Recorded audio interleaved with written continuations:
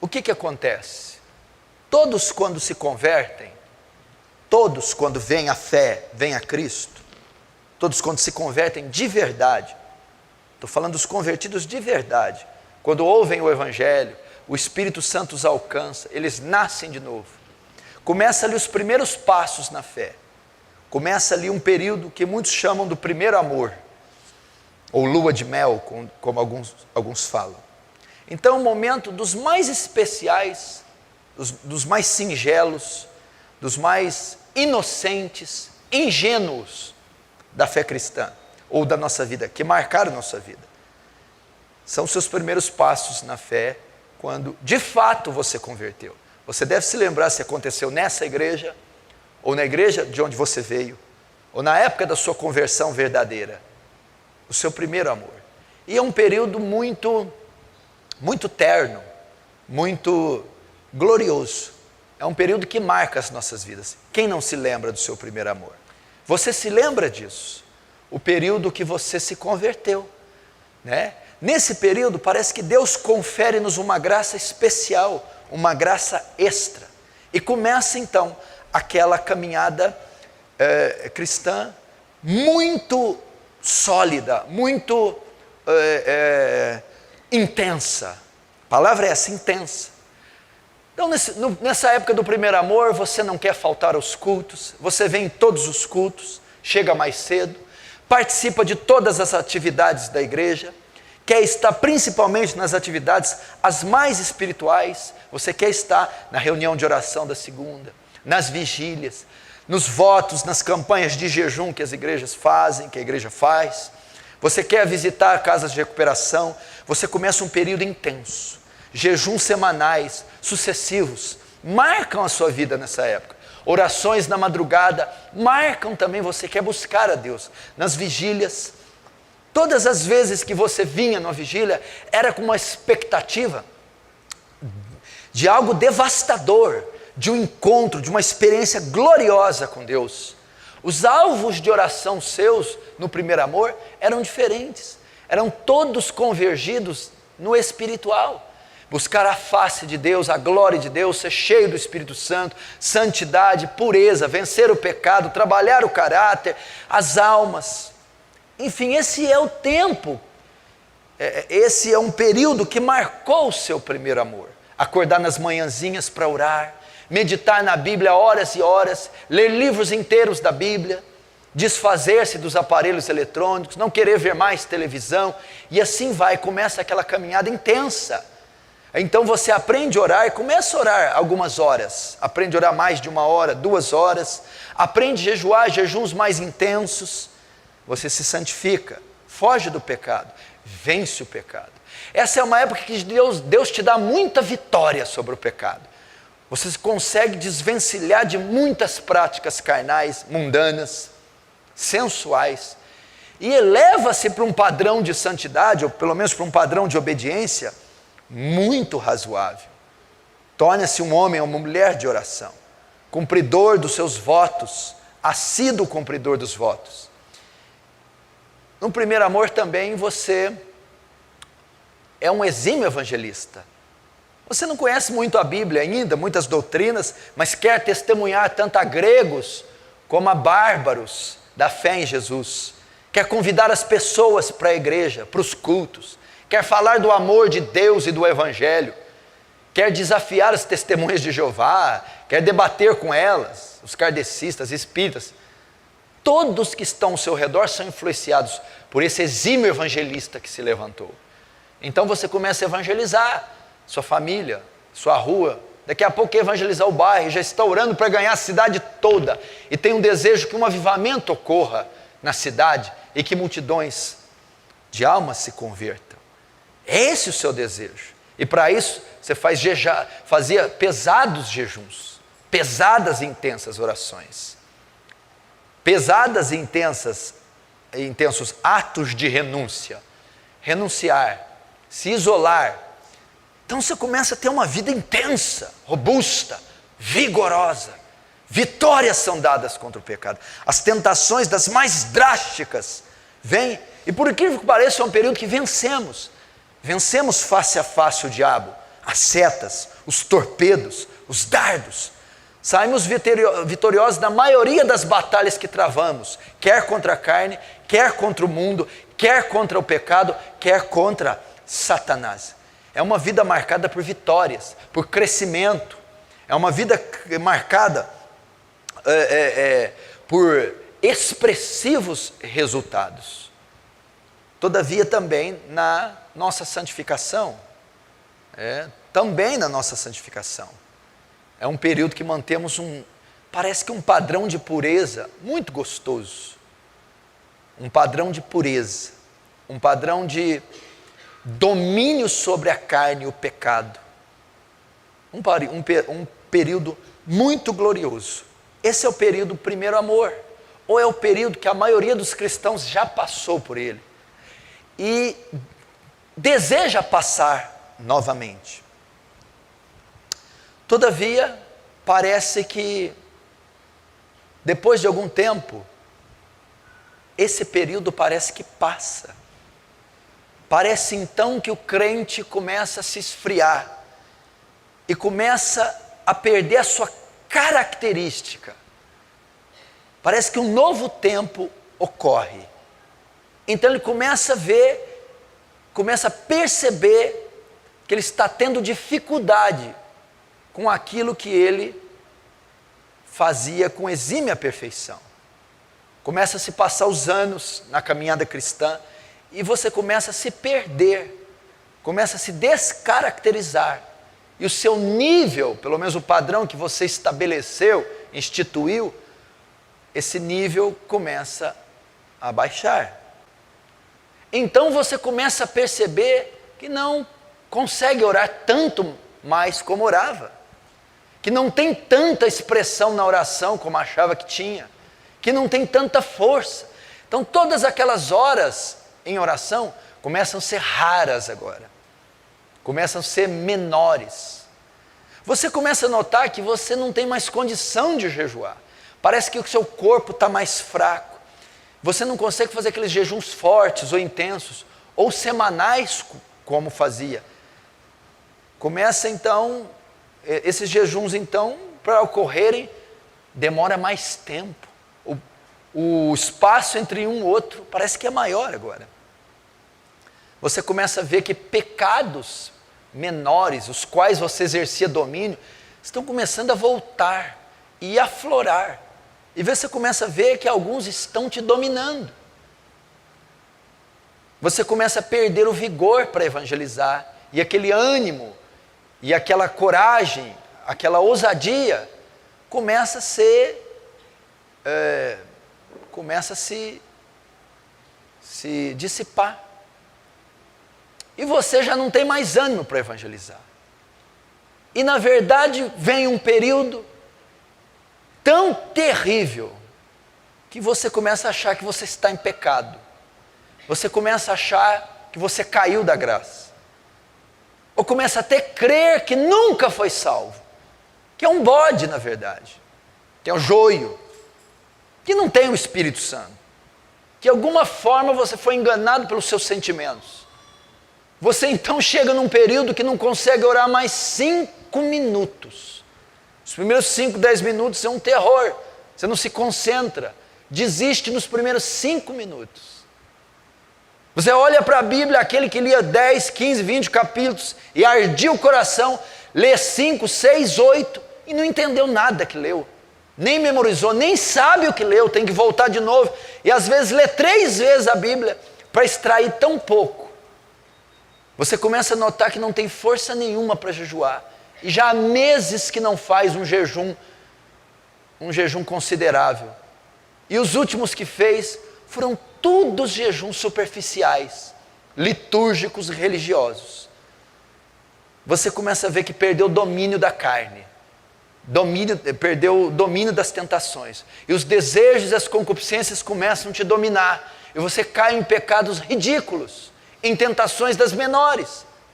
De repente você se encontra num estado de esfriamento, de atrofia. E você começa a dizer, o que aconteceu comigo? Eu não consigo mais orar. Eu não consigo ler a palavra. Eu nem sei qual a última vez que eu jejuei com o coração quebrantado. Eu não tenho desejo de evangelizar, e quando evangelismo não tem força nenhuma. Ir nos cultos já é algo cansativo. As reuniões de oração são torturantes. Não consigo ficar de joelhos 20 minutos. Estou num estado de carnalidade, ira, tristeza, ansiedade, e infrutilidade, esterilidade, como eu nunca tive. Talvez seja o seu retrato aqui essa noite. Talvez passou o seu primeiro amor. Talvez o vigor se tornou como sequidão de estio. E é essa a sua realidade. O Senhor prega dos grandes homens, dos heróis da fé, John Wesley, Jonathan Edwards, David Brainerd, cita Moisés, Paulo, Elias, Eliseu, João Batista. E eu fico com vergonha, e fardos e mais fardos são colocados nas minhas costas, porque cada dia, semana, mês que passa, parece que quanto mais o Senhor prega, mais o Senhor ensina, mais o Senhor fala, mais eu leio, menos eu oro, menos eu jejuo, menos eu santifico, menos eu evangelizo, menos eu tenho alegria, menos eu tenho entusiasmo, menos eu tenho felicidade. Mas que eu estou vivendo um período de escuridão terrível, pastor, como nunca antes. Secou-se a fonte, foi-se o vigor, acabou-se a alegria, o entusiasmo. E por que que isso ocorre? Por que que isso ocorre? Por que que você perde, sai, deixa o primeiro amor? Por que que se esfria? Por que que você não consegue mais atingir o padrão que você mesmo colocou para você? Talvez não é nem escriturístico, talvez é um legalismo que você colocou. Por que que isso ocorre, meu irmão?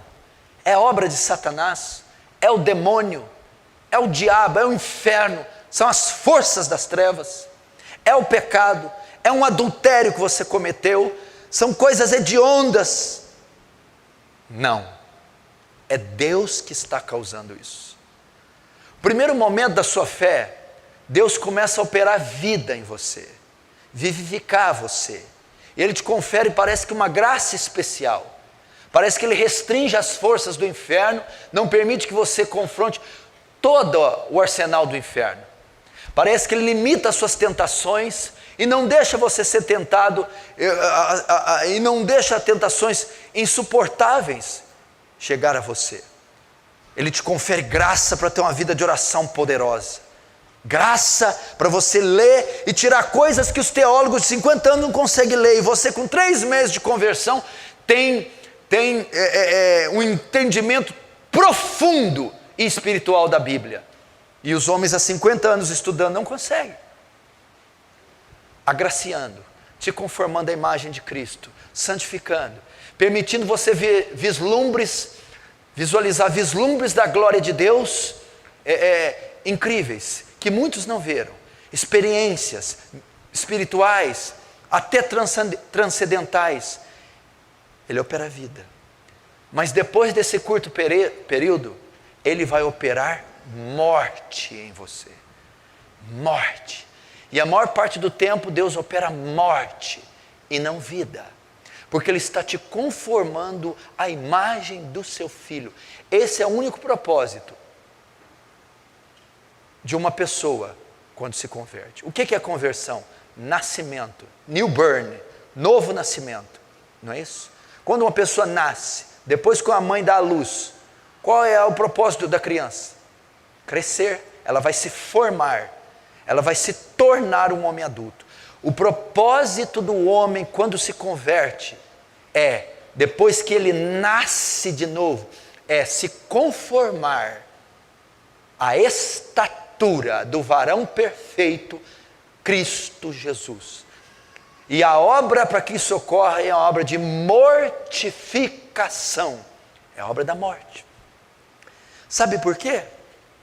Porque nesse período do primeiro amor, nesse período do evangelismo eficaz, das vitórias contra o pecado, contra o inferno, da vida poderosa de oração e da vida de jejuns,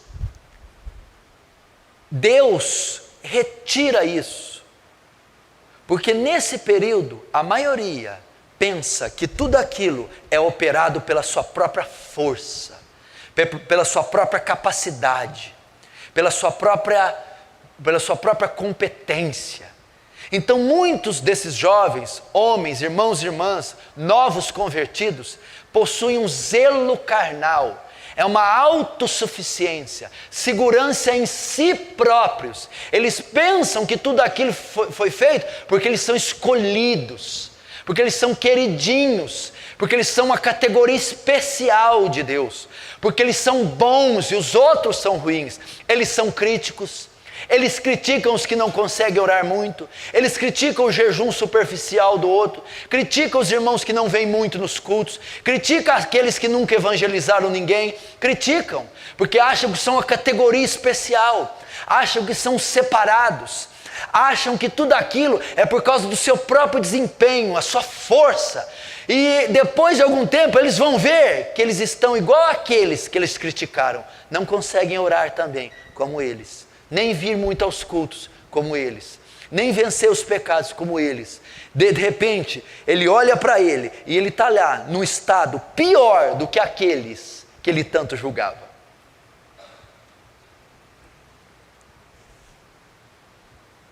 Que ele tanto julgava. Porque ele se achava isso.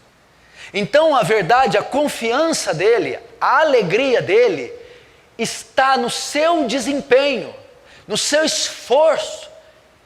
Ele acha que é dele, que são os talentos, que é a insistência, a capacidade carnal, os talentos individuais que ele tem, os dons especiais que ele possui. Então ele está confiando, na verdade, na sua carne, ele está confiando nos seus dons, ele está confiando na sua qualidade, ou ele está confiando no seu arbítrio. Eu escolhi, eu quis, eu fiz acontecer. Se você notar também, isso traz uma consequência terrível. Essas pessoas que estão no primeiro amor, a vida deles é marcada por altos e baixos. Por quê? Porque a felicidade deles, a alegria deles, ela se baseia no desempenho. Então, quando eles são bem-sucedidos, eles estão felizes, mas quando fracassam, estão tristes. Quando oram muito, ficam realizados, satisfeitos. Quando não oram, se sentem pecadores, rejeitados. Quando passam uma semana vencendo o pecado, tendo vitória, ficam confiantes, alegres, entusiasmados, mas quando caem em pecado, se sentem rejeitados, mal amados. Então a vida emocional deles, ela é marcada por altos e baixos. A vida espiritual é marcada por uma constante inconstância. Constante inconstância. Parece um paradoxo, né? Mas uma constante inconstância. Sempre inconstantes, ora riem, ora choram, ora querem ganhar o mundo, ora não querem ganhar ninguém, ora são João Batistas, ora são Acabes, são assim. Por quê? Porque eles confiam no desempenho, confiam na carne, confiam na própria capacidade e acham que todo aquele período do primeiro amor, que todas aquelas vitórias, que todas aquelas almas ganhas, aquelas horas de oração, foram provindas deles mesmos, da sua própria capacidade, da sua própria força. Então Deus retira a sua graça. E eles começam a perceber como um homem que orava 5 horas, agora não ora 5 minutos. Como um homem que evangelizava a cidade inteira, agora não quer evangelizar ninguém. Como um homem que jejuava toda semana, sim e não, dias e dias, agora não consegue ficar 2 horas sem comer. Como uma pessoa que queria vir todo dia no culto, participar de todas as reuniões, agora não tem mais alegria, tem coisa melhor para fazer. Como? Então, quando passa o tempo, os contínuos fracasso na vida de oração, anos fracassando na vida de oração, parece que são anos sem conseguir ter uma vida plena na oração, anos sem extrair uma pepita de ouro, garimpando as escrituras, anos sem ter um evangelismo eficaz, anos tendo uma pregação monótona, repetitiva e entediante, anos tendo fracasso na sua vida devocional. Então, nesses anos, ele percebe que era tudo obra da graça de Deus. Que era tudo obra da graça de Deus. Que todo aquele tempo que ele foi forte, que ele conquistou, que ele fez, só o fez porque Deus assim o permitiu, porque Deus assim o conferiu, porque Deus assim o restringiu. Não houve participação nenhuma da carne. Agora ele pode olhar para o céu e dizer, como Salmo 73, a quem tenho eu nos céus, além de ti? E não há ninguém na terra que eu queira mais do que a ti. Salmo 73, verso 25. Então é por isso que Deus começa a operar morte em você. É por isso que Deus restringe a graça. É por isso que Deus permite anos e anos de derrota. É por isso que Deus permite até o pecado, a lambança do pecado, as tentações mais minúsculas, a esterilidade no ministério, porque você estava muito confiante na carne, muito confiante em si mesmo, você estava se jactando em si mesmo. Agora Deus está te mostrando que a parte da graça dele, nem 5 minutos você jejua, nem jiló você fica sem comer, nem uma velha cancerosa de 90 anos você traz para Jesus, nem um sermão do Salmo 23 você consegue pronunciar com coerência, nem a oração do Pai Nosso você pode fazer, nem a tentação da mais bizarra e grotesca você consegue resistir.